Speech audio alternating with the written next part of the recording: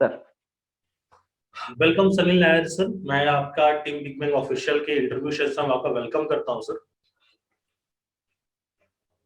धन्यवाद सर, धन्यवाद। और मैं उम्मीद करूंगा सर कि आज का इंटरव्यू सेशन एकदम एनर्जेटिक सलील नायर के स्टाइल में होगा आज। यस तो सर, हम लोग एज पर सर। इंटरव्यू को स्टार्ट करें sir. Yes sir. Okay sir.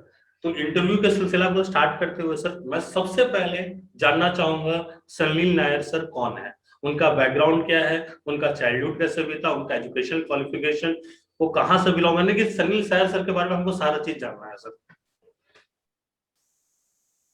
Sir सबसे पहली बात, आपको मैं बहुत धन्यवाद देना चाहता हूँ। आपने मुझे चुना इंटरव्यू के लिए, बहुत बहुत धन्यवाद राहुल सिंह साहब।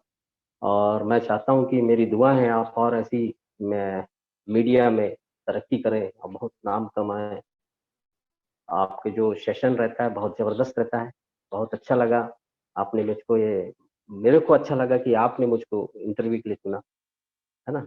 तो मैं बताना चाहता हूँ मेरा बैकग्राउंड ऐसा है सर कि क्या कहूँ, बचपन से ही देखा जाए तो अच्छे खासे परिवार में पैदा हुआ। मतलब कहा जाए कि करोड़पति उस समय के सन 70-71 की बात कहता हूँ। मेरे पिताजी जब भिलाई स्टील प्लांट में मैनेजर थे, सब चीज़ अच्छा चल रहा था। तो हम इस घर पे पैदा हुए कि कहा जाए कि किसी चीज़ की कमी नहीं थी। गाड़ी था, घर था, नौकर-चाकर सब थे। अच्छे परिवार में पैदा हुआ, अच्छे लेवल पे पैदा हुआ कि कुछ उम्मीद थी आगे चल के करूँगा, लेकिन कुछ क्राइसिस होते हैं लाइफ में। उसको वो आने के बाद वो आने के बाद एक्चुअल में हमारी जो लाइफ की जो स्टोरी है वो चेंज हो गई। बोलते हैं कि कहीं न कहीं अच्छे परिवार में किसी न किसी का नज़र लग जाता है और देन वो नज़र हम लोग को सबको लगा और हमारे परिवार को लगा और हम लोग तितर-बितर हो गए। कहना चाहता हूँ कि टोटल हमारा लाइफ जो है वो चेंज हो गया और यहाँ पर से पता चला कि एजुकेशन कितना पावरफुल होता है। मीन्स अगर पिताजी के साथ जो घटना घटी, वो मैनेजर थे, वो अच्छे खासे मतलब ख्याति प्राप्त थे। जापानीज़ कंपनी, चाइनीज़ कंपनी के बहुत बड़े-बड़े डील करते थे। तो उसके कारण से फिर उनको जो अल्कोहल का लत लगा, वहाँ से जो हम बर्बाद हुए। तो एजुकेशन इसलिए मैं बोल रहा हूँ आप लोगों को बीच में क्योंकि मदर का एजुकेशन काम आया। उन्होंने तो हमें पूरा छोड़-छाड़ के जो भी था सेटलमेंट कर ही नहीं पाए। लेकिन मदर ने जो हमको हमारे पूरे हम लोग 3 भाई 2 बहन होते हैं। माँ ने जो हमको सेट किया और सेटलमेंट दिया, तो आज हम इस मुकाम में हमारी माँ के कारण। इसीलिए ऊपर वाला यही चीज़ कहता है कि मैं हर जगह नहीं रह सकता, माँ के रूप में सभी के घर में भगवान बन के रह सकता हूँ। तो माँ जिसने हमको पाला, हमको आगे बढ़ाया और आज देखा जाए एजुकेशन भी हमने अच्छी खासी प्राप्त करी। बचपन तो जैसे मेरा कहा जाए कि मैं भी बहुत कुछ करना चाहता था लाइफ में। अगर सब चीज़ सही रहता तो आज मैं शायद सब चीज़ सही रहता, मेरे पिताजी भी सही रहते, सब चीज़ सही रहता, तो आज मैं शायद अमेरिका या कहीं और बहुत बड़ा इंजीनियर होता या कहीं का साइंटिस्ट होता। लेकिन क्या है कि समय सबको सिखाता है। समय ही एक ऐसा चीज़ है जो सबको सिखाता है और आज हम सीख रहे हैं, सीखते हुए आगे बढ़ रहे हैं। और बचपन देखा जाए बॉस तो बहुत ही मतलब पुअर कंडीशन में बीता है। एक ही शर्ट पैंट इस टाइप का, भाई लोग भी और बहन लोग भी। बहुत ही अच्छा हुआ माँ की पढ़ाई के कारण माँ को जॉब लग गया था तो हम थोड़ा बहुत सेट हो गए। हमारी जो जानकारियाँ क्या मेरी जो जानकारी, मैं तो बहुत ही नादान था। मैं सबसे छोटा हूँ परिवार में। मेरी 2 बहन 2 भाई सब बड़े हैं और सब सेट हैं और अपना-अपना चल रहा है। मैं भी इसके कारण से मम्मी के कारण से थोड़ा बहुत पढ़ पाया और उसके बाद खुद अपने पैर पे खड़ा हुआ। धीरे-धीरे जैसे कि कहा जाए कि 8th के बाद से 8वीं तक तो मैं केरला में पढ़ा हूँ, मेरी नानी और मामी के पास। वहाँ से आने के बाद वहाँ से आने के बाद बिलासपुर में मैं गवर्नमेंट स्कूल में मल्टीपर्पज़ स्कूल में स्टार्ट किया पढ़ाई 8 से फिर से। और उसके बाद से जो भी घटना घटी, जो भी छुट्टियाँ मिलती थी, मैं पार्ट टाइम में काम करता था कि कुछ खर्च निकल आए। फिर उसके बाद देखा जाए तो जैसे ही 10वीं हुआ, 10वीं में भी जैसे छुट्टियाँ गर्मी की आती थी, तो मैं स्कूटर मैकेनिक सीखने जाता था। फिर उसके बाद 12वीं आया तो मैं टाइल्स फैक्ट्री का मैनेजर बना, पार्ट टाइम में, पार्ट टाइम, जहाँ मेरा एजुकेशन भी था और मैं काम भी करता था। मतलब शुरू से ही मेरी एक ललक थी कि मैं कुछ एक्स्ट्रा करूं और अपने लाइफ को सेट करूं और परिवार का जो खर्च है उसको भी थोड़ा बहुत उठाता चला जाऊं। तो धीरे धीरे पढ़ता भी गया, बीकॉम किया। बीकॉम करने के बाद सेकंड ईयर के बाद इतनी कंडीशन ठीक नहीं थी, फिर मैं भिलाई चला गया। भिलाई से जाने के बाद वहाँ आरटीओ में एक एजेंट, आरटीओ एजेंट के रूप में काम किया। वहाँ इस बीच में बहुत ही ज्यादा मतलब ऐसा स्टेज आ गया था कि मेरे को मतलब मैं प्राइवेट ही पढ़ाई कर पाता, रेगुलर पढ़ाई नहीं कर पाता। तो इस कारण से देखा जाए तो परिवार का, और शुरू से ही मेरा एक उद्देश्य था कि मेरे को कुछ करना है, अपने लिए करना है और अपने माँ के लिए, और जितना हो सके सबके लिए करना है। बस ये बैकग्राउंड है सर। बैकग्राउंड के हिसाब से देखा जाए तो बोलूंगा तो बहुत समय लग जाएगा। समय के हिसाब से बोला जाए तो बहुत ही मतलब बैकग्राउंड, ऐसा बैकग्राउंड भगवान ना करे किसी को मिले। मैं तो यही दुआ करता हूँ, क्योंकि ऐसा ऐसा कंडीशन देखे हैं, ऐसे ऐसे चीज देखे हैं कि वो भूल से भी मैं वो वक्त को याद नहीं करना चाहता सर। जी सर। नहीं सर, आपने अपना एक बहुत इमोशनल बैकग्राउंड आपने शेयर किया सर, जिससे हम लोग समझ सकते हैं कि क्या परेशानी जाता है। हम तो समझ सकते हैं जब किसी के ऊपर से एक माँ बाप का हाथ उठ जाए, उनका साया खत्म हो जाए। तो अब आगे बढ़ते हुए सर, कुछ इंटरव्यू के सेक्शंस को आगे बढ़ाते हुए मैं जो नेक्स्ट क्वेश्चन आपसे पूछना चाहूंगा सर, आपका इस इंडस्ट्री में सबसे पहले आगमन कब हुआ सर? सबसे पहला आगमन इंडस्ट्री में, इस इंडस्ट्री में मीन्स आप ये कहना चाह रहे हैं कि जो मैं अभी कर रहा हूँ, जी नेटवर्क मार्केटिंग। जी जी सर। इस इंडस्ट्री में सर मेरा सबसे पहले बॉर्न हुआ था, मैं पैदा हुआ था 1997, 96, 97 के बीच में, जब एमवे आई थी। जी एमवे, तो उस समय मैं इस कंपनी को स्टार्ट किया और उससे कुछ सीखने को तैयार हुआ मैं कि क्या अलग हट के क्या हो सकता है। उस समय भी मैं प्राइवेट कंपनी में थोड़ा बहुत काम करता था। करते करते इस बिजनेस में थोड़ा यू टर्न लेते हुए सोचा कि कुछ आगे बढ़ जाऊं, लोग बढ़ रहे तो मैं भी बढ़ सकता हूँ। और वहां से मैंने इस इंडस्ट्री को तैयार किया सर, ये एमवे से। सन क्यों, कौन से ईयर का बात होगा सर ये? ये 97 या 96 बीच की बात है सर। जी सर। जी जी जी। जैसे आपने बताया सर कि आपका जो एक्सपीरियंस, आपका इंडस्ट्री में आगमन जो है 96 97 में हुआ, तो अब मैं जानना जी चाहूंगा सर कि आखिर इस इंडस्ट्री के लिए आपका वाय क्या था, आपका कारण क्या था इस इंडस्ट्री में आने का? सर, भाई ऐसा था कि देखा जाए तो अपन ज्यादा उस समय पढ़े लिखे भी नहीं थे। एक्चुअल में देखा जाए बीकॉम, बीकॉम का भी सेकंड ईयर या फाइनल ईयर में पढ़ाई कर रहा था, और मैं पार्ट टाइम में काम भी करता था। प्राइवेट एक रैम्बोस कम्युनिकेशन है, वहाँ जॉब भी करता था। और उसके बाद मेरे को एक ही चीज लगता था कि जॉब से मैं सिक्योरिटी या अपनी लाइफ को बना नहीं पाऊंगा। तो जॉब करते करते क्यों ना पार्ट टाइम में मैं कुछ ऐसा करूं जिससे कि मेरा लाइफ और मेरा स्टैंडर्ड, जो मेरे मेरे पिताजी ने जो रखा था स्टैंडर्ड उस समय, जो हम हमारे पास गाड़ी बंगला कार सब था, वो क्यों ना मैं वापस लाऊं। इसलिए मैं नेटवर्क इंडस्ट्री में बॉर्न हुआ, स्टार्ट किया। मेरा वाई वहीं से क्लियर हुआ।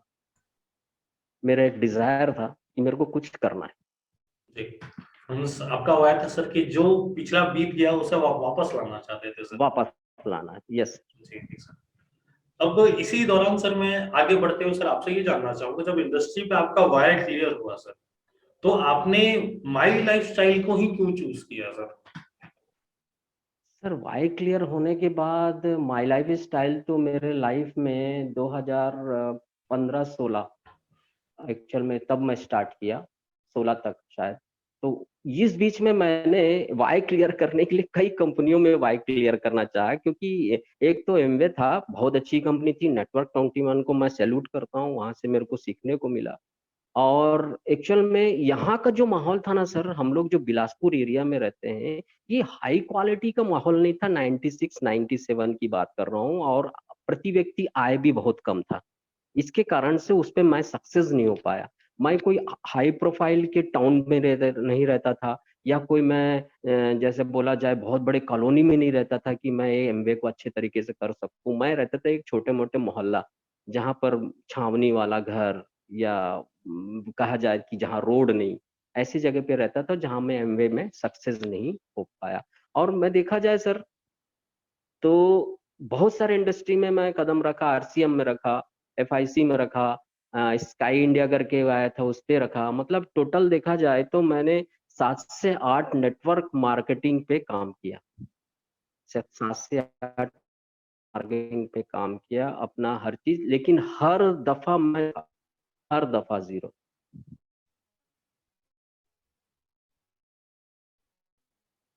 हर दफा मैं जीरो आया सर वहाँ।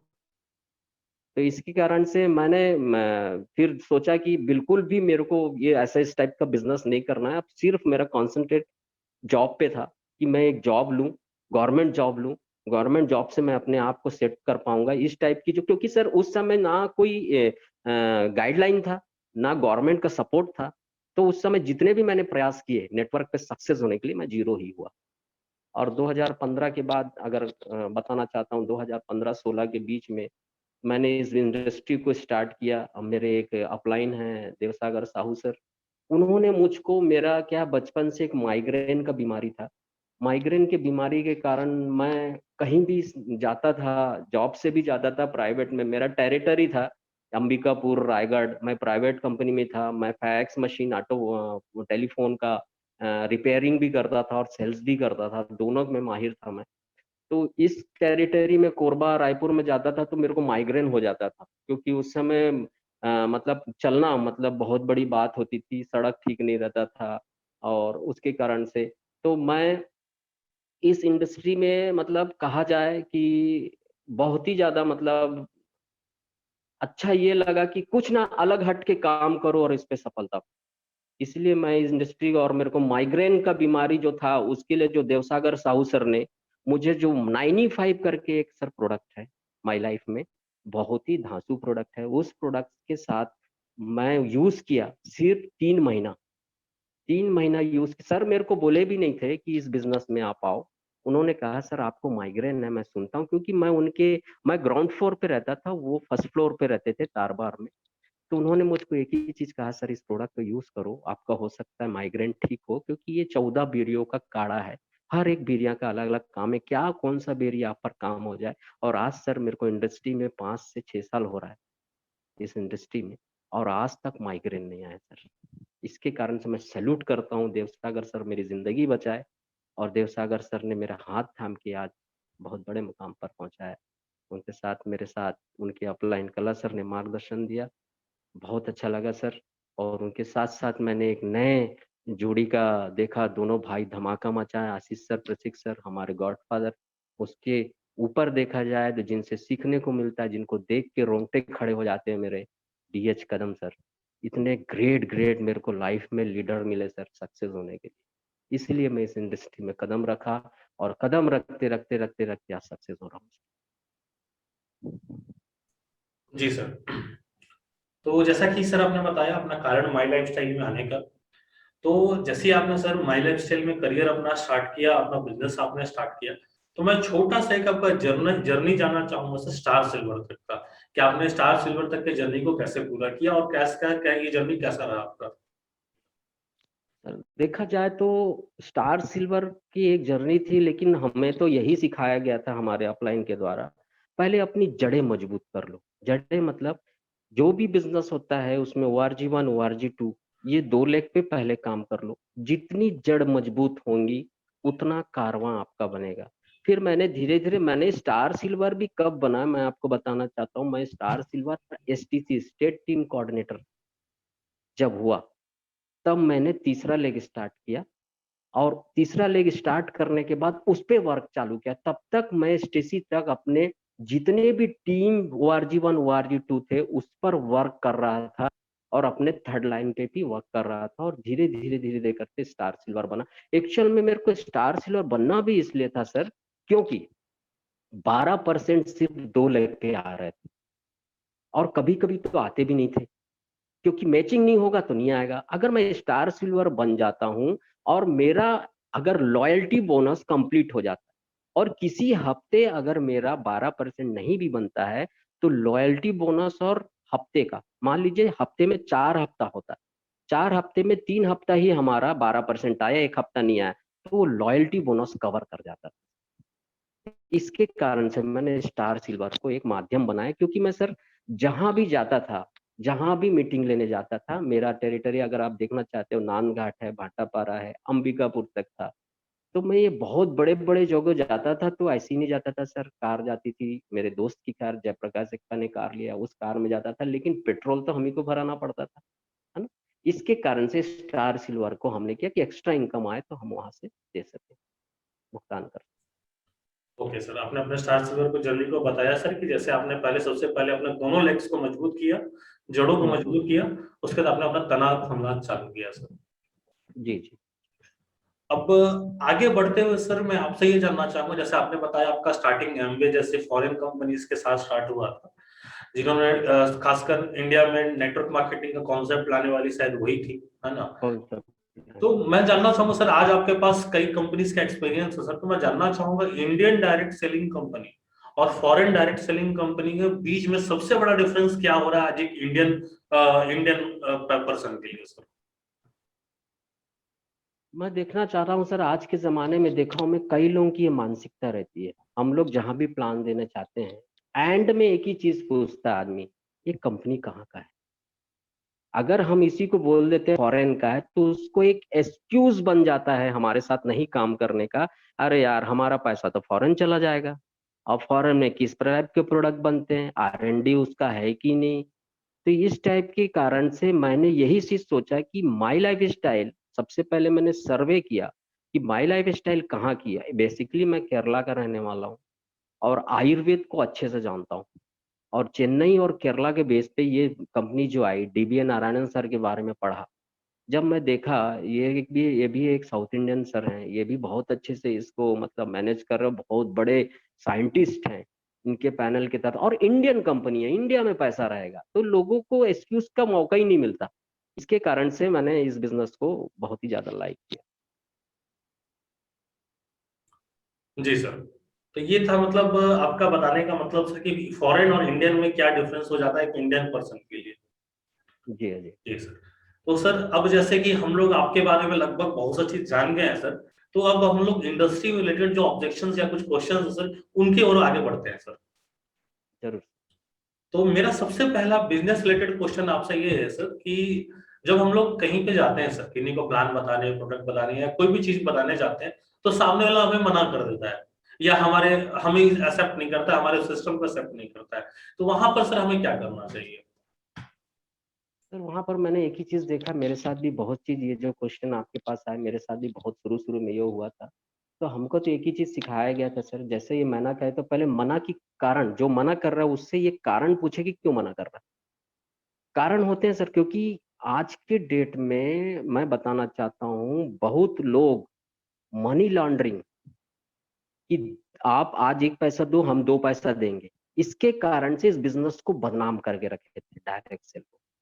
मैं बता, इसकी कारण को जब हम लोग पूछते हैं ना कि हाँ हम इस कारण से मना कर रहे हैं, तो हमको एक मौका मिल जाता है कि हमारा ही बताना, हमारे कंपनी के बारे में बताना, हमारा फेडरेशन ऑफ डायरेक्ट सेलिंग के बारे में बताना, फिक्की के बारे में बताना, स्किल इंडिया के बारे में बताना, हमारे जो प्रोडक्ट जेन्युइन है, आयुष मंत्रालय, ये बताते हैं, तो उनका थोड़ा माइंड विजन क्लियर होता है। अगर उसको हमने प्रोड्यूस अच्छे से किया, दमदार किया, बोलना चाहता हूं सर कि आपका व्यक्तित्व, आप क्या परस रहे हो, क्या बता रहे हो, वो 10% है, आपकी लैंग्वेज 10% है, लेकिन आपका बोलने का तरीका 90।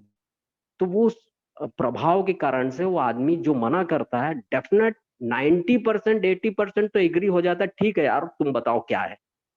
मेरे कहने का मतलब, मैं जैसा मत सोचता हूँ, मेरी यही विचार। जी सर, मीन्स आपका कहने का मतलब ये है सर, अगर हम सिंपल भाषा में इसे कन्वर्ट करें तो आपके कहने का मतलब ये लोग कंपनी को ज्वाइन नहीं करता, लोग आपको ज्वाइन करता है। जी। Okay sir. अब आगे बढ़ते हुए सर मैं जानना चाहूंगा, जो हमारे बिजनेस है सर, उसमें जिम्मेदारी नाम की एक बहुत बड़ी चीज होती है सर, रिस्पॉन्सिबिलिटीज नाम की, इसका हमारे बिजनेस में कितना बड़ा रोल है सर, उसे बताएं। सर रिस्पॉन्सिबिलिटी इस बिजनेस की जान है। रिस्पॉन्सिबिलिटी अगर कोई लीडर लेता है तो लीडरशिप कहलाता है। अगर मान लीजिए कोई एक प्रोग्राम करना है, रिस्पॉन्सिबिलिटी लिए बिना हम उस प्रोग्राम को नहीं कर सकते। मैं बताना चाहता हूं कि आज की डेट में अगर मैं रिस्पॉन्सिबिलिटी नहीं लिया रहता तो आज जो गैदरिंग हम करवाते हैं, जो आज हमारे साथ लोग काम कर रहे हैं, वो नहीं रहते।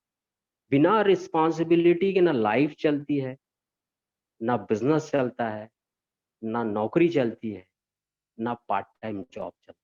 रिस्पॉन्सिबिलिटी तो पैदा होने जैसे ही गर्भ से बच्चा बाहर निकलता है उसकी रिस्पॉन्सिबिलिटी चालू हो जाती है। ये होता है कि वो 5 साल तक पलता है, लेकिन वो 5 साल जो रिस्पॉन्सिबिलिटी लेके माँ के साथ रहता है वो चलता है। रिस्पॉन्सिबिलिटी तो हमेशा है सर, बिजनेस क्या लाइफ में तो रिस्पॉन्सिबिलिटी बहुत बड़ी बात होती है। जी सर। आगे बढ़ते हुए सर हम लोग आपसे ये जानना चाहेंगे सर, जब आपने इस बिजनेस को स्टार्टिंग दौर में बिल्डअप अप कर रहे थे, तब आपने अपने टीम को कैसे स्टार्ट किया सर? सर टीम को स्टार्ट करने के लिए, एक तो मैं जब इस बिजनेस को स्टार्ट किया देवसागर साहू सर के साथ, तो मेरा एक दोस्त है जयप्रकाश एक्का, मैंने सबसे पहले उसको पकड़ा क्योंकि उसने मुझको कभी एक बिजनेस के बारे में बताया था, तो मेरे दिमाग में था कि ये बंदा इस टाइप की काम करता है नेटवर्क मार्केटिंग। तो वो मेरे से हाथ जोड़ लिया था, भाई मैं बहुत धोखा खा चुका हूँ, मैं इस टाइप का काम नहीं करता। एक्चुअल में उसकी जो प्रॉब्लम्स थी मैं उसको पकड़ा। उसके घर पे उसकी मिसेस को देखा जाए तो बहुत ज्यादा मेंसेस का प्रॉब्लम होता था और बेबी नहीं थी, सेकंड बेबी, एक बेबी हो चुकी थी, 10 साल हो चुका था गैप, वो बच्चे नहीं हो रहे थे। तो मैं बोला कि सर आप भाई ऐसा काम करो जयप्रकाश एक्का जी, मेरे पास एक ऐसे अपॉर्चुनिटी आया है, बिजनेस आया है जिसमें ऐसे ऐसे जेन्युइन प्रोडक्ट्स हैं, आयुष मंत्रालय के हैं, आप इस प्रोडक्ट को लेके दीजिए। तो मैंने वुमन कंपेनियन और 95 दिया सर कंटिन्यू। उससे उनका जो साइकिल पीरियड्स था वो कंटिन्यू 5 से 6 दिन आया, और वो 3 महीना इस प्रोडक्ट को खाई, चौथा महीना से प्रेगनेंसी स्टार्ट हुआ। और मैं बताता हूँ बहुत खुशी की बात है, मेरे को गर्व होता है माई लाइफ पे और अपने आप पे, क्योंकि मैंने घर पे एक बच्चा करवाया हुआ है।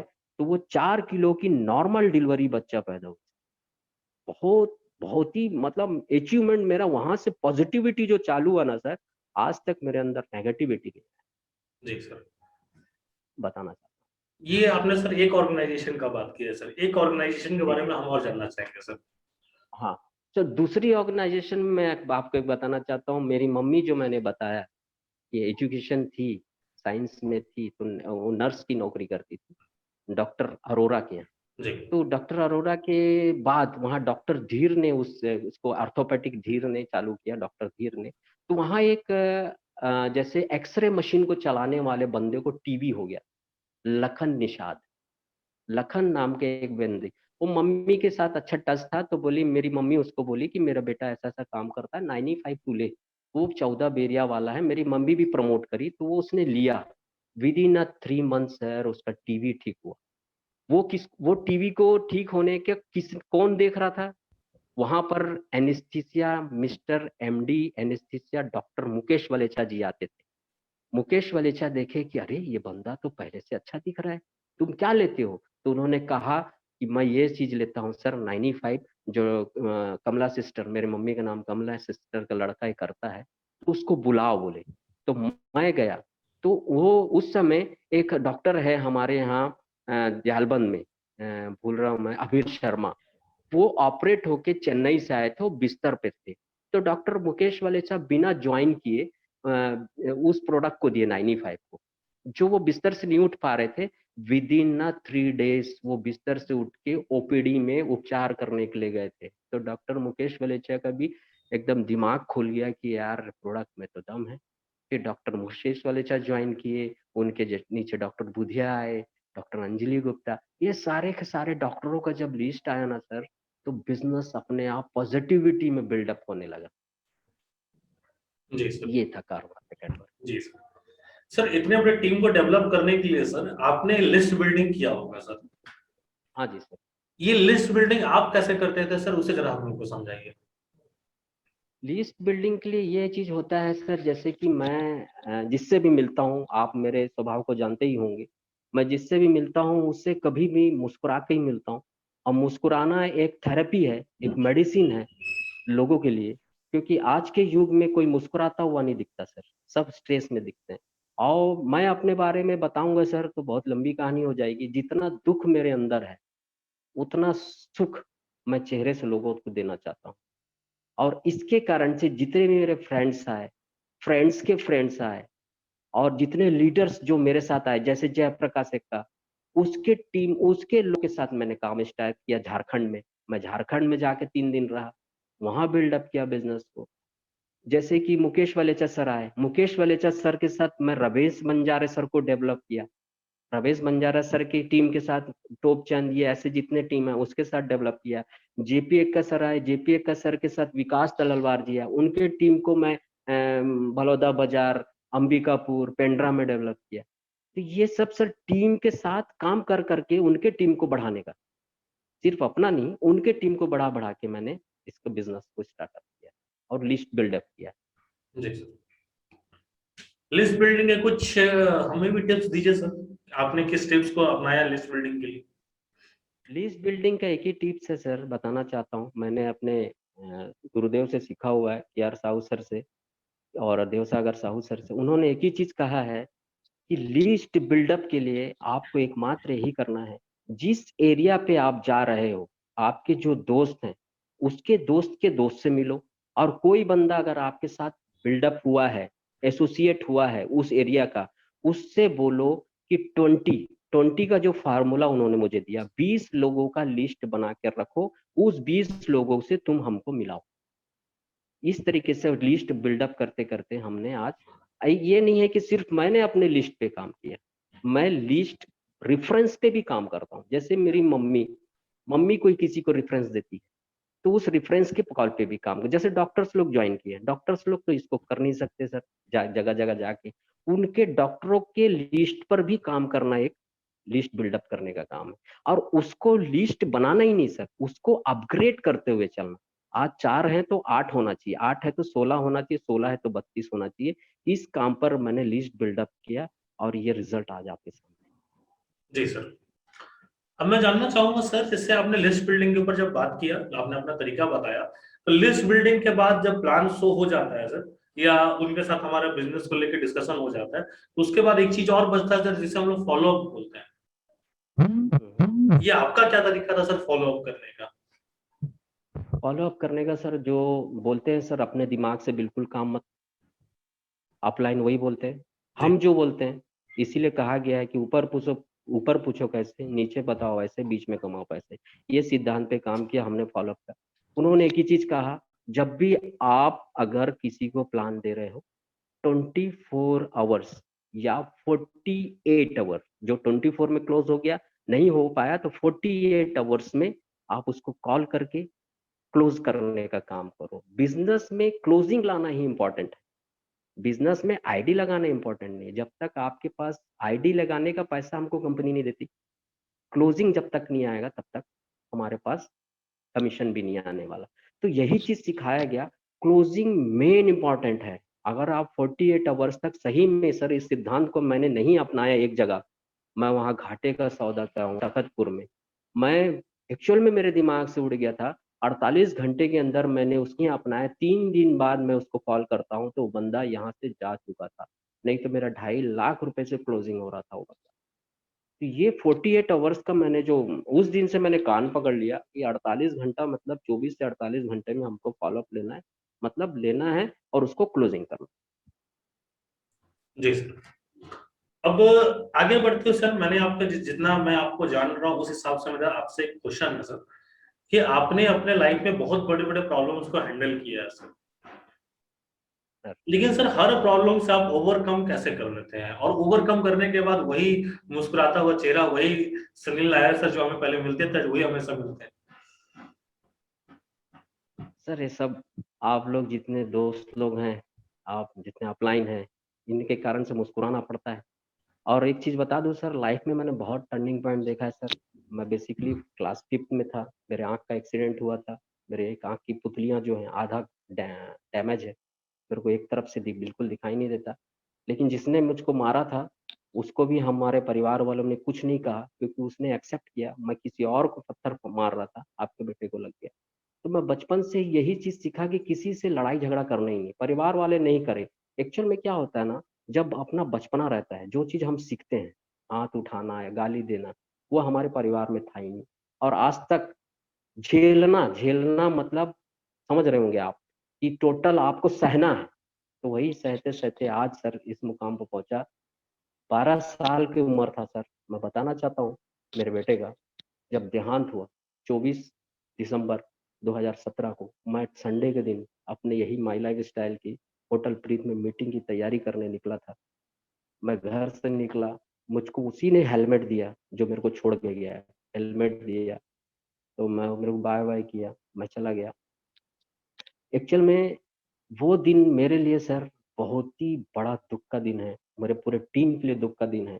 लेकिन वो दुख को मेरे मेरे पूरे टीम ने जो सपोर्ट किया सर, उसको मैं सैल्यूट करता हूँ। मेरे देवसागर साहू सर उस समय मेरे को गले लगा के जो सांत्वना दिए, मेरी जो टीम, भुवनेश्वर साहू, जेपी का, रमेश बंजारा, ये सब जिन्होंने मेरे को सपोर्ट किया, मेरे दर्द को जो हल्का किया।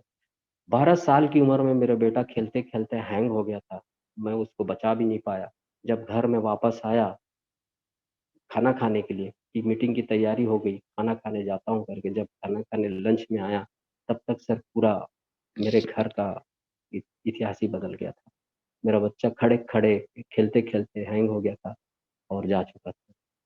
और उसको, उसके बाद से मेरे को लाइफ में, और वही बच्चा एक ही चीज बोलता था, जब इसकी माँ बोलती थी अरे कुछ तो टाइम दिया करो हम लोग को, तो मेरा बड़ा बेटा बोलता था मम्मी ये टाइम देने के लिए ही तो हमारे लिए काम कर रहे हैं, और पापा बहुत जल्दी एनटीसी बनेंगे। वो टोटल हमारे बिजनेस में वीडियो बनाता था, बिजनेस में बीच बीच में मीटिंग में आके वीडियोस बनाता था, इंक्रेज करता था। उसको देख के मेरे को पॉजिटिविटी आती थी कि ये एक मेरा बेटा है, इसको मेरे को डायमंड बनाना है, इसको एक डायमंड आईडी देना है। दुख तो बहुत है सर, लेकिन ये सब दूसरों को बता के दुखी करने से अच्छा है कि बचपन से मैं स्टेज प्रोग्राम दिया करता था, कॉमेडियन आवाज निकालता था कई कलाकारों का, वही आज भी वही आदत है और लोगों को हंसाने का काम। जी जी सर। एक चीज है, एक चीज है सर, कलाकार हमेशा दुखी होता है, वही कलाकार बनता है, जी जिसके जी, अंदर में दुख है वही कलाकार। सही बात है सर। दूसरों को हंसा के खुद हंसने का कोशिश करना भी एक बहुत बड़ा बात है सर। अब इंटरव्यू के सेशंस में आगे बढ़ते हुए सर मैं आपसे जानना चाहूंगा, आज हम सभी को बोलते हैं नेटवर्क मार्केटिंग करना चाहिए, नेटवर्क मार्केटिंग करना चाहिए, लेकिन मैं आपसे जानना चाहता हूँ सर नेटवर्क मार्केटिंग क्यों करना चाहिए? नेटवर्क मार्केटिंग इसलिए करना चाहिए सिंह साहब, सिन्हा साहब, कि नेटवर्क मार्केटिंग एक, यही एक ऐसा माध्यम है, अगर आपके लाइफ में जॉब में क्राइसिस आ जाए, बिजनेस में जो आप कर रहे हैं जिसमें लाखों करोड़ों रुपया लगा के, आज की डेट में देख लीजिए कोरोना क्या कर रहा है, जितने भी लोग बड़े बड़े लोग बिजनेस में पैसा लगाए हैं, आज वो सबका शटर बंद है। तो नेटवर्क मार्केटिंग इसलिए मैं सपोर्ट करता हूँ, करना चाहिए, कि जेन्युइन बिजनेस है, इसमें आपको लगाना कुछ नहीं, इसमें सिर्फ आपके जो जेन्युइन कॉन्सेप्ट हैं, जो सच है, वो लोगों को बताना है। और जिसको अच्छा लगेगा करेगा सर, जिसका रिजल्ट आता है प्रोडक्ट का वो करेगा, नहीं तो नहीं करेगा। 135 करोड़ लोग हैं सर, कोई अगर उसमें से ना भी बोल दिया तब भी हमको पॉजिटिविटी मिलती है। ना मतलब नो मतलब नेक्स्ट वन देख के चलते हैं हम। और फेल को हमेशा हमने एक ही चीज देखा है, फेल मतलब होता है फर्स्ट अटेम्प्ट इन लर्निंग, तो फेल को भी पॉजिटिविटी लेके चलते जी हैं। जी सर। तो इस टाइप का लाइफ में लेके चलते हैं, तो इसलिए नेटवर्क मार्केटिंग बेस्ट है आज की डेट में। जो भी युवा है मैं बोलना चाहता हूँ, नेटवर्क मार्केटिंग में कदम रखिए, भले ही पार्ट टाइम में रखिए, लेकिन लाइफ 5 साल में सेट हो जाती है, इसकी पूरी की पूरी गारंटी होती है, जी आपका डेडिकेशन बस चाहिए। जी सर। अब मैं जैसा जानना चाहूंगा सर, अभी हम कुछ देर पहले ही एक कार और पेट्रोल के बारे में डिस्कशन हम लोग किए थे इसमें भी। तो मैं ये जानना चाहता हूँ, जब आपने बिजनेस को स्टार्ट किया या कोई भी बिजनेस को जब स्टार्ट करता है, तो स्टार्टिंग दौर का जो खर्चा रहता है वो इनकम से ज्यादा रहता है। स्टार्टिंग का यस, दौर का जो 6 महीना जो रहता है वो खासकर बहुत ही क्रुशियल और बहुत ही क्रिटिकल टाइम रहता है, खासकर एक नए बहुत सही। डेवलपर के लिए। तो सर जी हाँ। उन टाइम पे जब आपने स्टार्ट किया था इस बिजनेस को, तो उस टाइम पे आप अपने स्टार्टिंग दौर के खर्चों कैसे मैनेज करते थे? यस सर, बहुत अच्छा सवाल है आपका। मैं तो बताना चाहता हूँ, जितने फुल टाइमर लोग हैं उनको बहुत ज्यादा दिक्कत आती है शुरू शुरू में। हम लोग क्या पार्ट टाइमर है सर, हमारा एक तरफ से तो तनख्वाह आ रहा है, उससे हम लोग कुछ बचत करके हम लोग अपना जो हम टूर पे जाते हैं उस पे पेट्रोल भराते थे। हमको भी लगभग साल भर पहला इनकम अगर आप मेरा देखोगे सर 448 रुपया बना था। और उस समय जब तक 500 नहीं होता था वो भी नहीं आता था, वो भी नहीं आया था। तो ये इस टाइप की इनकम को अगर हम लोग देखा जाए, 9 9 महीना 10 10 महीना इनकम नहीं आना, और उस पर हम लोग को होटल का खर्चा 800 रुपया पर हेड लेते थे सर। हम लोग कंट्रीब्यूट करके चलते थे, मैं, सागर सर और जेपी का सर कंट्रीब्यूट करके देते थे 800 रुपया को। उस समय 800 रुपया में स्टैंड में होटल स्टार्ट किए थे। फिर धीरे धीरे चर्च में स्टार्ट किए, जहाँ हम लोग फोकट में काम स्टार्ट बिजनेस को इस टाइप का। और जहाँ टूर जाना रहता था तो जिसकी गाड़ी रहती थी हम उसको बर्डन नहीं देते थे, जिसका कार रहता था जो जाता था, जैसे मैं जाता था सर, तो कभी वो खाना खिला दिया, कभी मैं खिला दिया, या कभी पूरा पेट्रोल को भरवा देता था। इस टाइप का हम लोग करते। और पेट्रोल और खाना कहाँ से निकलता था, हमारा जो साइट का जो हमारा जो सैलरी रहता था उससे निकालते थे। ये हमारा चलता था। धीरे धीरे फिर इसी बिजनेस पर जो पैसा आता था, जो पैसा आए, 12% आए, 12% आए तो हम लोग उसको जमा करके रखते थे कि आने वाले समय में हमको जैसे लोनावला जाना है, हम लोनावला जाना है, दिल्ली जाना है, मुंबई जाना है, कलकत्ता जाना है, तो उस पैसों को हम लोग इन्वेस्ट करते। जी सर। अब इसी में आगे बढ़ते हुए सर मेरा आपसे क्वेश्चन है सर, आज एज अ स्टूडेंट मैं आपका एक इंटरव्यू सेशन कर रहा हूँ सर, तो मैं जानना चाहूंगा सर आपके हिसाब से एक स्टूडेंट को नेटवर्क मार्केटिंग डायरेक्ट सेलिंग क्यों करना चाहिए, और अगर वो करना चाहता है तो उसे कैसे जो प्रॉब्लम्स फेस होते हैं सर, जैसे अभी हम लोगों ने एक प्रॉब्लम के ऊपर बात किया, तो उस प्रॉब्लम्स को वो कैसे हैंडल करके आगे निकल सकता है सर? बस यही कहना चाहता हूँ सर युवा वर्ग को। युवा वर्ग में आज के जमाने में सर जॉब नहीं मिलती तो बहुत स्ट्रेस हो जाता है, क्योंकि हमारा कल्चर ही ऐसा है हिंदुस्तान का। बचपन से सिखाया जाता है, गर्भ में रहते हैं तभी सिखाया जाता है कि ये डॉक्टर बनेगा या इंजीनियर बनेगा। वो जो वो जो भावनाएं जो हमारे रोम छिद्रों के अंदर से हमारे अंदर गर्भ में जाती है, हमारा मस्तिष्क ही ऐसा हो जाता है कि आने वाले समय में हमको जॉब करना है। तो मैं बताना चाहता हूँ जितने युवा पीढ़ियों को कि जॉब तो बॉस आने वाले समय में नहीं है, लेकिन जो किसके लिए है, जो 100% अचीवमेंट करेगा, 99 100% जो अपना आईएएस आईपीएस इस लेवल पर काम करेगा। और ये जॉब आईएएस आईपीएस इस टाइप के लेवल के ही लोग, इंजीनियर लेवल के लोग ही कर पाएंगे सर, क्योंकि सैलरी इतनी कम रहेगी ना तो सरवाइव करेगा। तो अगर जॉब ही करना है तो बहुत बड़े लेवल पर करो, या तो फिर नेटवर्क मार्केटिंग करो जो 4 से 5 साल में आपको यहाँ करोड़ों रुपया देता है। तो जॉब के लिए मैं एक ही चीज कहना चाहता हूँ, मैं ठीक है आप जॉब की ट्राई करो, लेकिन वो जो ट्राई का जो समय है, एक्चुअल में ट्राई करते करते भी साल भर 2 साल 3 साल बीत जाता है। वो 3 साल में ही अगर वो नेटवर्क मार्केटिंग साथ में करेगा ना सर, उसको कभी जॉब की जरूरत नहीं पड़ेगी। बताना चाहता हूँ मैं, इतना जबरदस्त नेटवर्क मार्केटिंग का काम है, लोग इसको बदनाम करके रखेंगे, लेकिन ये एक ऐसा मुकाम पा सकता है। अच्छे बड़े बड़े लोगों ने कहा है सर कि अगर मेरा पूरा बिजनेस बैठ जाए तो मैं स्टार्ट करूंगा नेटवर्क मार्केटिंग में। इतने बड़े बड़े लोग कह चुके हैं, तो हमारी क्या औकात।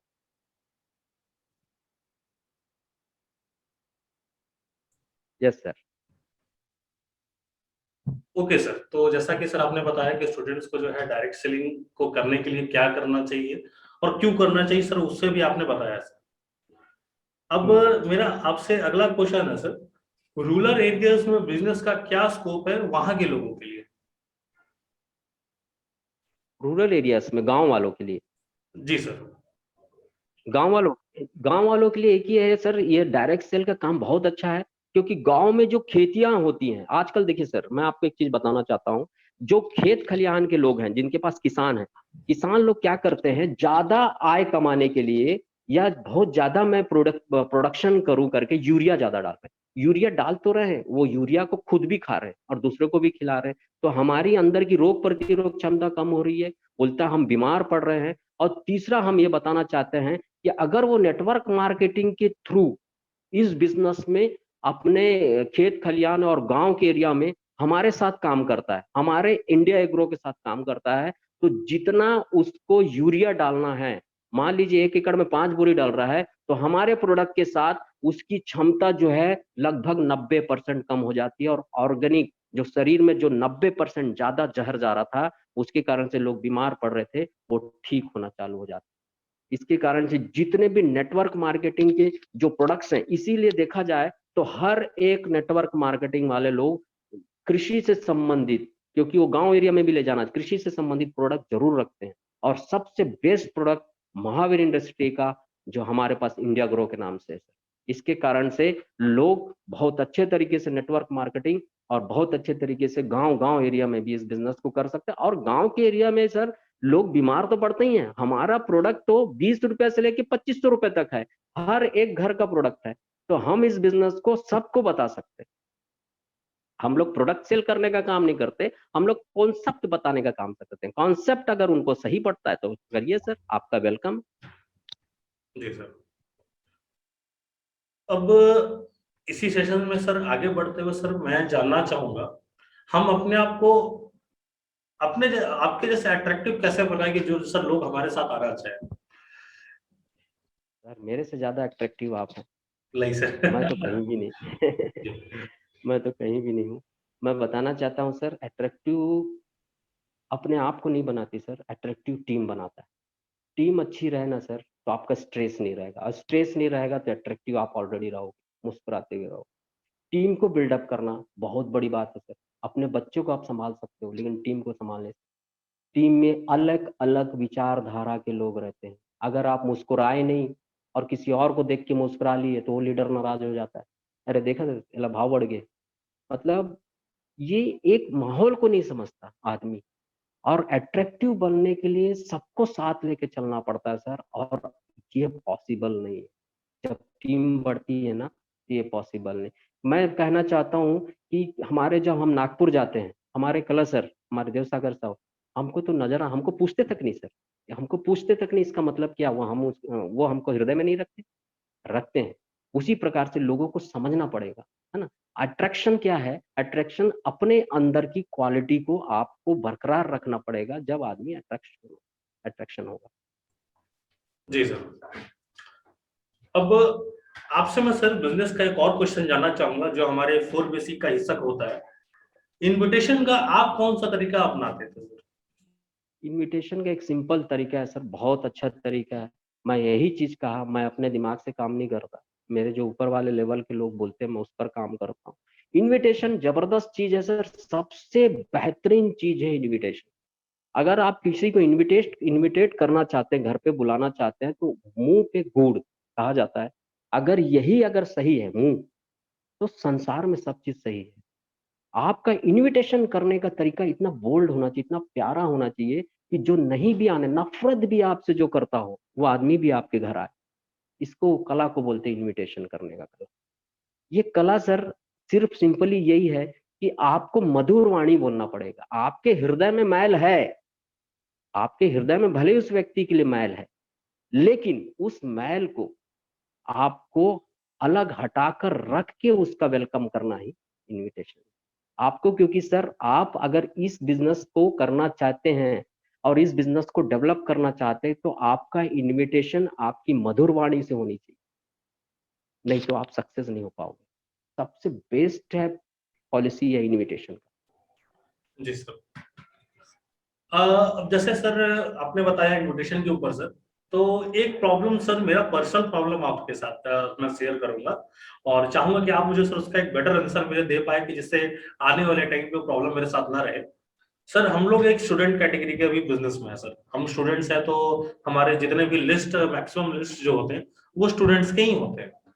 उसमें तो सर बहुत सी जगह पे मुझे ये डाउट क्वेश्चन आता है, ऑब्जेक्शन आता है, पापा मना कर रहे हैं, नहीं करने दे रहे हैं, मना कर रहे हैं, तो वहां पर अपने को कैसे सर उस चीज को हैंडल करना चाहिए? पापा मना कर रहे हैं तो सबसे पहले सर मैं एक ही चीज करता हूँ सर, बहुत अच्छा क्वेश्चन है आपके लिए। आपका अगर कोई दोस्त है, बोलता है कि सर मैं तो इसको करना चाहता हूँ, पापा मना कर रहे हैं, तो मैं सबसे पहले यही बोलता हूँ सर, प्लीज आपके पापा को बोलना, एक अपॉर्चुनिटी के लिए एक अंकल आएंगे या एक सर आएंगे, पापा 10 मिनट दे दो। कन्विंस करना आना चाहिए सर, चाहे वो उनका बेटा हो, चाहे वो पापा हो। आपने अगर अपने जीवन की गाथा बता दी, आप क्या थे और आपका बेटा भी क्या है, आपके बेटे को क्या मिलने वाला है, और आप अपने बेटे को जो नहीं दे पाओगे उसके ऊपर क्या गुजरेगा। अगर ये 3 चीजें उनके साथ शेयर कर दिया तो डेफिनेट वो आदमी, वो व्यक्ति, वो उसका मतलब बच्चे का पापा आपकी बात को सुनेगा। उसकी विजन क्लियर कर। फर्स्ट पॉइंट क्या होगा सर अपना? फर्स्ट पॉइंट ये कि आपका बेटा, जो आपने कह दिया कि ठीक है ये बिजनेस को मत करो, उनका पापा बोला तभी तो बेटा हमसे बोल रहे हैं ना। लेकिन हमसे हम यही एक क्वेश्चन उनसे अगर मिलने के बाद करते हैं कि ठीक है सर, आप ये इस बिजनेस को आप नहीं कराना चाहते, लेकिन आपने कुछ तो सोचा होगा अपने बेटे के बारे में, कुछ तो सोचा होगा। या तो बिजनेस कराओगे, आप तो बिजनेस कराओगे तो करोड़ों रुपए आपके पास होंगे ही, या तो जॉब कराओगे तो आप अपने बेटे को आईएएस आईपीएस की तैयारी करवा रहे होगे कहीं इंस्टीट्यूट में, है ना। या तो आप कुछ इसके साथ खेल कूद में करा रहे होगे, या तो आपका आईपीएल में जाना चाह रहा होगा आपका बेटा, तो कोई इंस्टीट्यूट या कोई क्रिकेट सेंटर में वो प्रैक्टिस भी करने जाता होगा। वो तीनों चीज अगर आप उससे पूछोगे ना सर, तो मैं डेफिनेट बताता हूँ वो जो व्यक्ति है, वो व्यक्ति ऐसे कई, क्योंकि वो बच्चा जो है वो जाके बताया होगा कि सर ऐसा ऐसा डायरेक्ट सेल काम करते हैं, वो ऐसे कई डायरेक्ट सेल को सुना होगा जो धोखा खा के बैठा हो। हमको उसका विजन क्लियर कराना पड़ेगा उनके पापा का। अगर उसका विजन क्लियर कराते हैं बैठ के, क्योंकि सर आज के जमाने में सर इंस्टीट्यूट का पैसा कोई नहीं दे पा रहा है, करोड़ों रुपया, लाखों रुपया, कोई मेडिकल का पैसा नहीं दे पा रहा है। तो ये सब क्लियर करना पड़ेगा। क्लियर करेंगे तो डेफिनेट पार्ट टाइम के रूप में उसको भी बोलेगा सर ठीक है, मेरे बेटा तो नहीं सही, मैं करके देखता हूँ। तो सर अपन को तो आईडी लगाना है। सही बात है सर, कहीं से क्लोजिंग है। कहीं से भी। जी, ओके सर। अब जैसा सर आगे बढ़ते हुए मेरा एक क्वेश्चन है सर, मेरे ख्याल से एक क्वेश्चन सभी लोगों के लिए इंटरेस्टिंग रहेगा सर। माई लाइफ में जनरली हम लोग हेल्थ इंडस्ट्री पे काम करते हैं सर। हेल्थ इंडस्ट्री को ज्यादा प्रमोट करने वाले डॉक्टर्स होते हैं सर। तो अपने टीम्स में डॉक्टर्स को कैसे शामिल करें सर? अपने टीम्स में डॉक्टर को इस तरीके से शामिल कर सकते हैं सर, अपने पास एक आए दिन एक लिंक आता है, आप देखे होंगे श्वेता राय मैडम का, नेशनल ट्रेनर।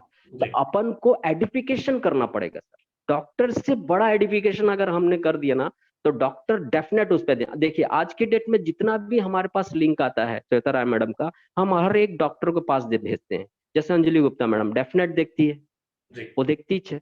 अगर इस तरीके से हमने एडिफिकेशन करके काम किया अपने कंपनी का, अपने प्रोडक्ट का, तो डेफिनेट डॉक्टर लोग भी बहुत सपोर्ट करते हैं सर। अब डॉक्टर बहुत समझदार हैं सर, डॉक्टर आयुर्वेद पे ही ज्यादा ध्यान दे रहे हैं, क्योंकि आयुर्वेद तो इंडिया का गढ़ है ना। इंडिया तो आयुर्वेद से ही पैदा हुआ है ना। हमने भले ही एलोपैथी को अपनाया, लेकिन हमारा जो सिद्धांत है, हमारा जो जन्म है आयुर्वेद पे हुआ। जी सर, सही बात है। तो मतलब इसका सबसे अच्छा तरीका रहेगा सर, जो डेली लिंक आ रहे हैं उसे हम शेयर करें। हाँ, 4 बार 5 बार 6 बार, और देखेंगे जब भी वो एक बार भी कोई चीज को हमारे देखे तो डेफिनेटली हमारे साथ एक कनेक्शन बनाने का कोशिश करेंगे, कनेक्शन बनाने के। जी जी जी। अब मैं जानना चाहूंगा सर कि आपके ट्रेनिंग प्रोग्राम्स में, क्योंकि मैं जानता हूं सर आप अपने ट्रेनिंग प्रोग्राम को खुद डिजाइन करते हैं, सारा चीज आप खुद अपने लेवल पे करते हैं, तो आपके ट्रेनिंग प्रोग्राम में ऐसा क्या यूनिकनेस है सर? क्या उसका एक यूनिक पॉइंट है जो आज आपके आपके टीम को सर इस तरीके से आगे बढ़ा रहा है? सर यूनिकनेस यही है कि जितने भी ट्रेनिंग प्रोग्राम हम देखते हैं ऊपर लेवल पर, जैसे प्रशिक्षक सर, आशीष सर का, वहां से सीखते हैं, कदम सर का वहां से सीखते हैं, कला सर का वहां से सीखते हैं, उसी को डुप्लीकेशन करने का काम अगर हम लोग करते हैं। जैसे कि देखा जाए तो वेलकम का जो तरीका था, हम लोग वेलकम का तरीका हमारा शुरू शुरू मीटिंग्स हुआ तो डेफिनेट हम लोग उस तरीके से वेलकम नहीं कर पाते थे। लेकिन हम जब जाके सीखे, सीखने के बाद जो यहाँ इम्प्लीमेंट किए, इम्प्लीमेंट सीखोगे तो इम्प्लीमेंट करना बहुत जरूरी है। अगर उसको करते हैं तो हम डेफिनेट बहुत आगे जाते हैं। और वो सिखाने वाले कौन है सर? सिखाने वाले कोई ट्रेनर बाहर से नहीं बुलाते हम लोग, हमारे माई लाइफ के ट्रेनर हमको सिखाते हैं, जो फोकट पे सिखाते हैं। इतना जबरदस्त कॉम्बिनेशन है, इतना जबरदस्त हम लोग को सक्सेस होने के लिए माध्यम दिया हुआ है। इसके कारण से सक्सेसफुल तरीके से हम लोग यहाँ पर काम करते हैं। जी सर। सर अब मैं आपसे जानना चाहूंगा सर, हम जिस बिजनेस में हैं, इस बिजनेस में मोमेंटम शब्द का बहुत यूज होता है सर, मोमेंटम। तो मैं जानना चाहूंगा सर आपसे, मोमेंटम बिल्डिंग और मोमेंटम को गेन करना, इसको सर हम अपने बिजनेस में कैसे कर सकते हैं? मोमेंटम आपके हिसाब से क्या होना चाहिए? जब हमारा बिजनेस चल रहा है सर तो चलते रहे मोमेंटम। तो बिजनेस जो चल रहा है वो कंटिन्यू चलता रहे, उसके लिए अपन को कंटिन्यू एफर्ट लगाना तो पड़ेगा सर। जी कंटिन्यू अपन को एफर्ट लगाना पड़ेगा। कंटिन्यू जो लीडर जो कमजोर है वो लीडर के पास हमको जाके उससे उस कमजोरी को पता लगाना पड़ेगा, उसकी कमजोरी को दूर करना पड़ेगा, उसको एजुकेटेड करना पड़ेगा, एजुकेशन देना पड़ेगा, उनको एक माध्यम सिखाना पड़ेगा कि आज की समय में कोरोना में आपको जूम में कैसे एंटर होना है, ये सब चीज बताना पड़ेगा। मोमेंटम तभी आ पाएगा। आज की डेट में सर देखिए, अगर लॉकडाउन है तो सभी अपने घर में लॉक है, लेकिन तब भी बिजनेस डल रहा है। आप देखे होंगे जी कि लॉयल्टी बोनस हुआ, जी तो बिजनेस डल रहा तब लॉयल्टी बोनस हुआ। लॉयल्टी बोनस मोमेंटम के कारण हुआ। अगर हमारा बिजनेस में मोमेंटम ही नहीं रहता तो हम डेफिनेट है कि हम जहां थे वहीं रहते और आज सक्सेस नहीं मिलता। हमको हर एक तरीके से नीचे के नीचे के नीचे लेवल तक डेप्थ से बात करना स्टार्ट करना पड़ेगा, क्योंकि हर आदमी आज की डेट में कंफर्टमेंट जोन में है, उसको अपनी जगह छोड़नी पड़ेगी। देखिए रॉकेट भी जब उड़ता है ना सर, अपनी जगह छोड़ता है तब उड़ता है, तब उसको लगता है कि मैं उड़ा।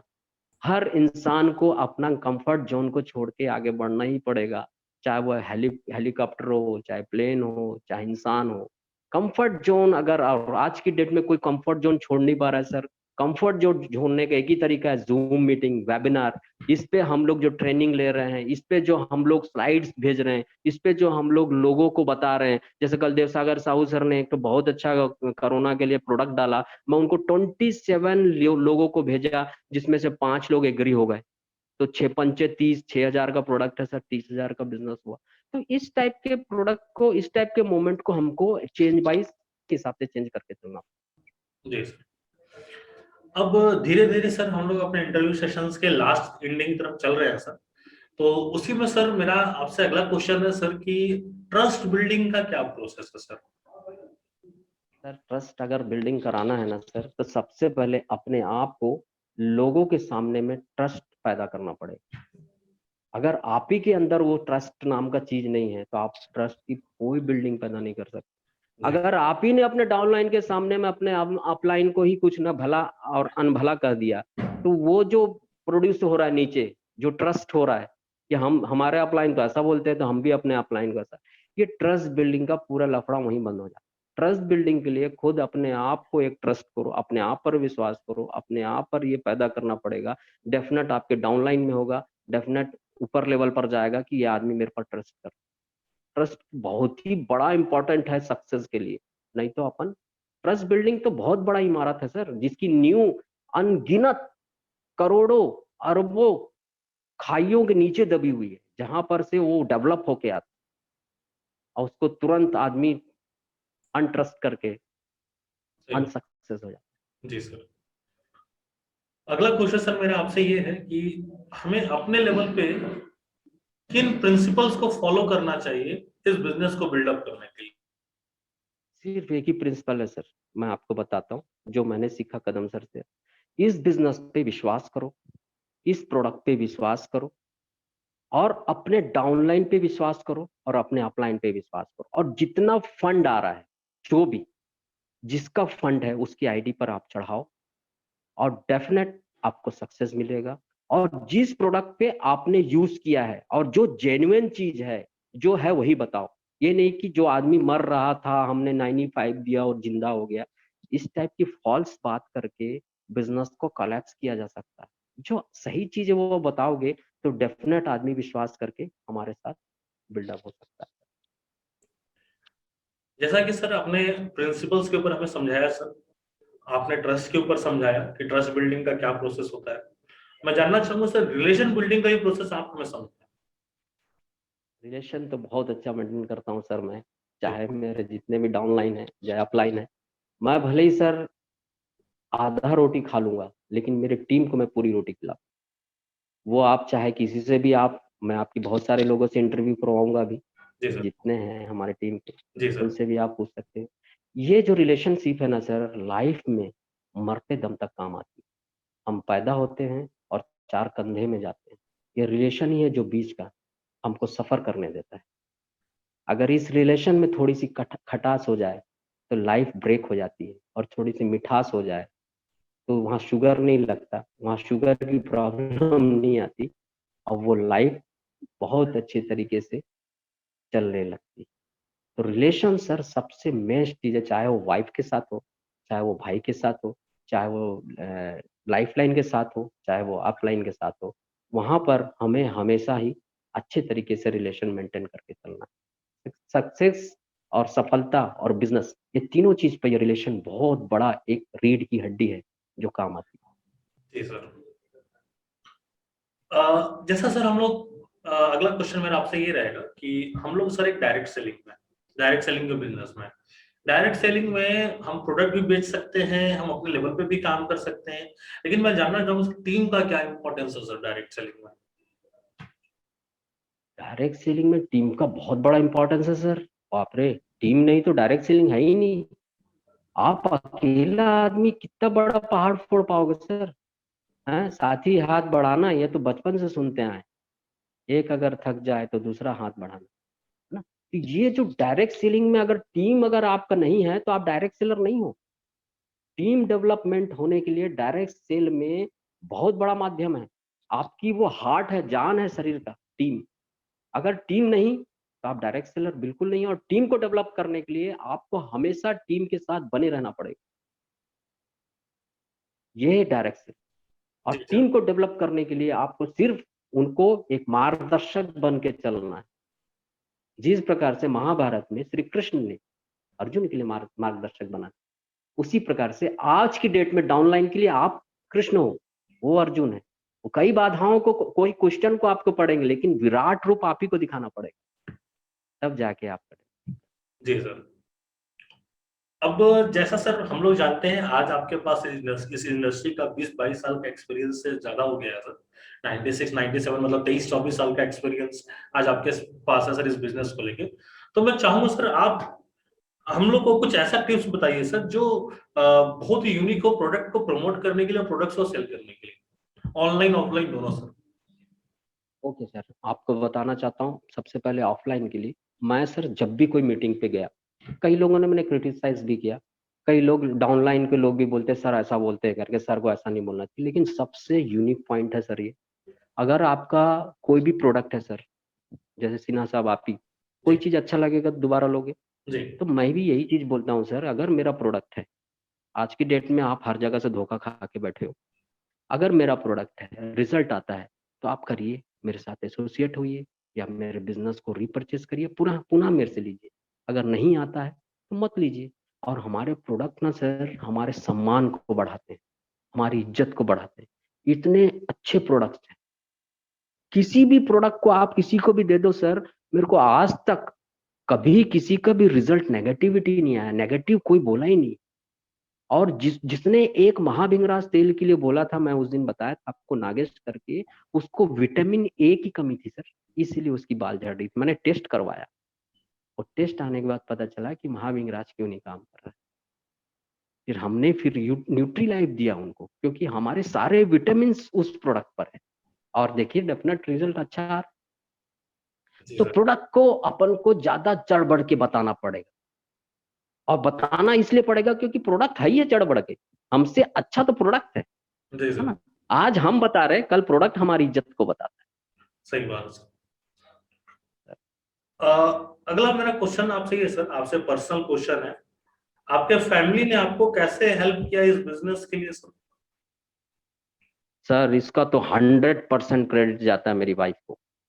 देखिए सर, जब इस बिजनेस को मैं चालू किया, मेरे दोनों लड़के, एक लड़का है आज की डेट में, एक नहीं है, वो भी सपोर्ट करते थे, दोनों बच्चे। क्योंकि मैं सर लंबा लंबा टूर जाता था, मैं मुंबई जाता था, कलकत्ता जाता था, दिल्ली जाता था सरों लोग के साथ, नागपुर जाता था 2-2 3-3 दिन के। तो ये जो समय मैंने इन लोगों का छीना है, इसको मैंने, ये जो समय इन लोग से लिया है, इसको सही जगह डेवलप करने के लिए, इनकी लाइफ को सिक्योर करने के लिए लिया।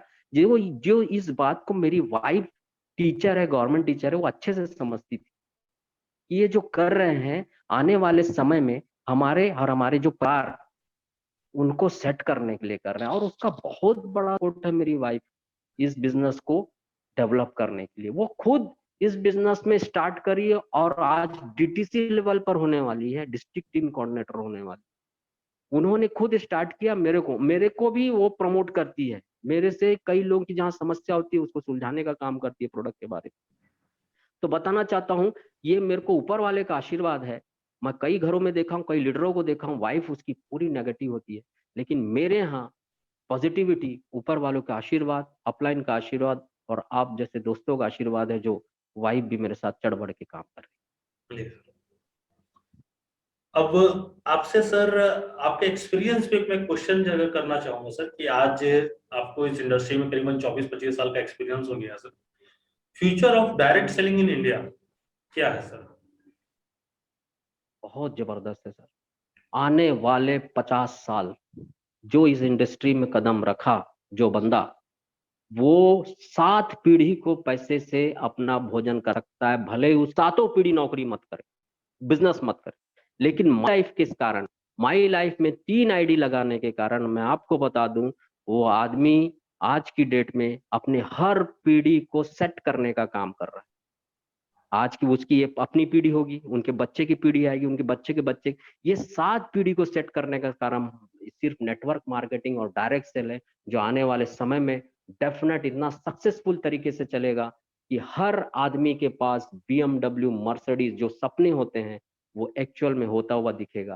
क्योंकि हमने ऐसे ऐसे लोगों के पास देखा है जो अनएजुकेटेड है, लेकिन वो एजुकेटेड से भी ज्यादा काम कर। तो आने वाले समय में डायरेक्ट सेल और नेटवर्क मार्केटिंग इतना खूबी तरीके से चलेगा कि कोई बिजनेस काम नहीं आने वाला, और हर व्यक्ति को मजबूरन इस बिजनेस को ज्वाइन ही करना पड़ेगा, क्योंकि उसमें नंबर 1 है महावीर इंडस्ट्री, जो लीगली तौर पे, लीगली बेस पे राजपत्र, FDSA, फिक्की और आयुष मंत्रालय और अपना स्किल इंडिया डेवलपमेंट के साथ मिल के काम कर रही है, टोटल डिजिटल लेवल पर काम कर रही है। जी सर।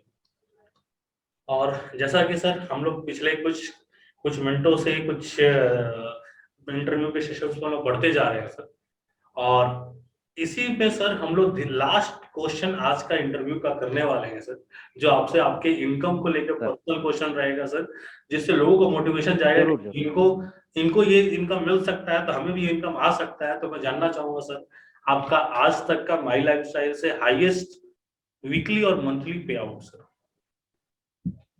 वीकली इनकम देखा जाए सर 62,000 रुपया मेरे को एक हफ्ते का हुआ है, 62,000 रुपीज। और मंथली देखा जाए तो 1,22,000 रुपया मैं एक महीने का कमाया हूँ इंडस्ट्री से। जी। और इंडस्ट्री से कमाने के बाद ही सर आज का लेवल जो मेरा थोड़ा स्टैंडर्ड हुआ है, ये सिर्फ इसी इनकम से ही हुआ है।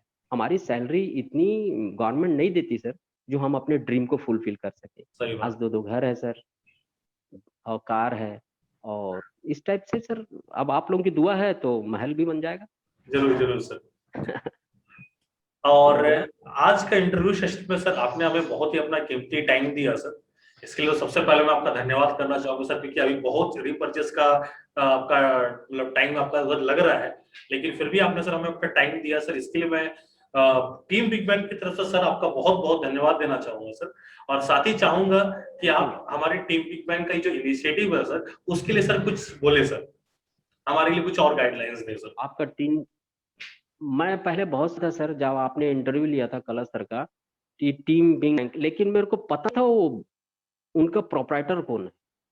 मैं हमेशा देखता था कि बहुत अच्छे अच्छे उसमें स्लोगन आते थे कि टीम बिग बैंग का इतना क्लोजिंग गया, इतना ये गया, उतना हो गया। तो मैं बोलता था ये बंदा कौन है यार, इतना पॉजिटिविटी बंदा जो डंके की चोट में हर चीज डालता है।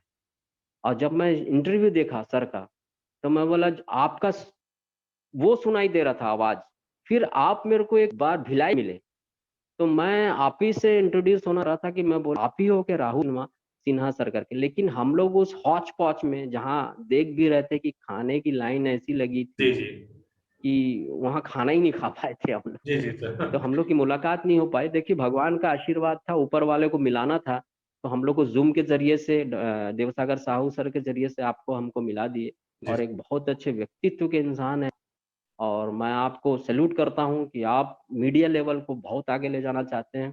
और मेरी शुभकामना है सर आपको कि आप इस लेवल को बहुत आगे ले जाओगे। किसी की नेगेटिविटी बात पे मत आइएगा कि कौन क्या बोलता है कि आप ये क्या कर रहे हो, क्या कर रहे हो, इससे क्या होगा। लेकिन आने वाले समय में वही आपका भजन करेंगे कि हम जानते थे कि ये मीडिया में सक्सेस होगा। और बहुत अच्छा एक आपने शेड्यूल चालू किया है। मैं तो चाहता हूँ कि बहुत अच्छे लीडर प्रशिक सर, आशीष सर, डायमंड कदम सर भी आपको इंटरव्यू दे। जरूर और जरूर यही सर, शुभकामनाओं के साथ थैंक यू बहुत सर। बहुत धन्यवाद जी सिंह साहब, चलिए सर, बहुत बहुत अच्छे लगे आप भी मेरे जैसे इंसान हैं, हसमुख हैं, धन्यवाद आपको सर, शुभकामनाएं देता हूँ। धन्यवाद सर। और जैसा आपने बताया सर थैंक यू कि वेरी मच। बहुत बड़े बड़े लीडर्स का सर इसी प्लेटफॉर्म पे हम सर उनका वेलकम करेंगे बहुत जल्दी सर। लेकिन मैं चाहता हूं सर हमारे जो बेसिक लेवल्स के लीडर्स है सर, पहले हम उनको लेके एक सीढ़ी दर सीढ़ी बढ़े, और आने वाले टाइम पे हमारे जो महागुरु लोग हैं मैं उन्हें भी सर इन्वाइट करूँ इस चीज पे, जिसमें आप लोग का मुझे सर पूरा सहयोग मिलेगा, ऐसा बहुत मुझे सर, पूरा बहुत उम्मीद है सर। मिलेगा सर, डेफिनेट मिलेगा। थैंक यू सर, आज का आपने अपना कीमती समय दिया सर। मैं वेलकम पूरी टीम बिग बैंग के तरफ से सर आपको बहुत नमन करता हूं सर कि आपने अपना समय दिया सर। और इसी के साथ आज के इंटरव्यू सेशन को मेरा सबको आभार सर, बहुत बहुत जी sir. Thank you very much, thank you.